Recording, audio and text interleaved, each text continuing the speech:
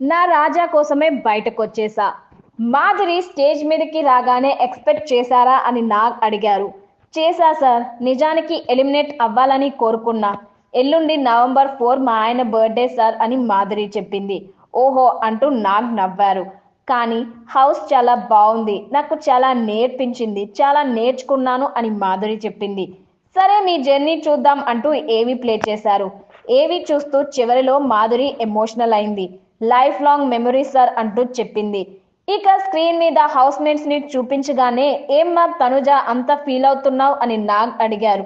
అనుకోకుండా క్లోజ్ అయిపోయింది. తను రాక్షసి కానీ చాలా మంచిది సార్ అని తనుజ చెప్పింది. తనుజ చాలా జెన్యూన్ సార్ అంటూ ఏడుపు. మరి నామినేట్ చేసింది నువ్వేగా అని నాగ్ సెటైర్ వేశారు. తన తప్పు అసలు లేదు సార్ అని మాధురి వెనకేసుకొచ్చింది. సరే హౌస్ లో ముగ్గురికి గులాబీలు ముగ్గురికి ముళ్ళు ఇచ్చే అని మాధురికి చెప్పారు నాగ్. ఫస్ట్ రోజు నా బంగారం తనుజకి ఇస్తా అని మాధురి అనగానే రాజాకి రోజా అంటూ నాగ్ డైలాగ్ వేశారు. తను చాలా స్వీట్ సార్. నేను బయట ఉన్నప్పుడు అందరూ తనుజ మాస్క్తో ఆడుతుంది, యాక్టింగ్ చేస్తుంది, సీరియల్లా నటిస్తుంది అని చెప్పారు. అదంతా అబద్ధం. తను తనలానే ఉంది. చాలా స్వీట్ సార్ అని మాధురి కంటతడి పెట్టుకుంది. దీంతో ఏడవనన్నావు. నేను ఏడవట్లేదు అంటూ తనుజ కూడా ఎమోషనల్ అయింది.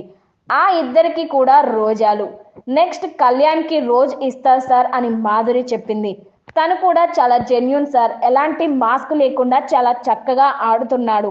నాకు కళ్యాణ్ అంటే ఇష్టం అని మాధురి చెప్పింది. చివరి రోజా పువ్వు డిమాండ్కి ఇచ్చింది మాధురి. మా డిమాండ్కి కూడా రోజా ఇస్తా సార్. తను కూడా చాలా sweet and cute boy sir. చాలా కష్టపడతాడని మాధురి చెప్పింది. ఇక ముళ్ళు ఎవరికి ఇస్తారని అడగగానే ఫస్ట్ అయితే భరణి గారికి ఇస్తా సార్ ముళ్ళు అని మాధురి చెప్పింది.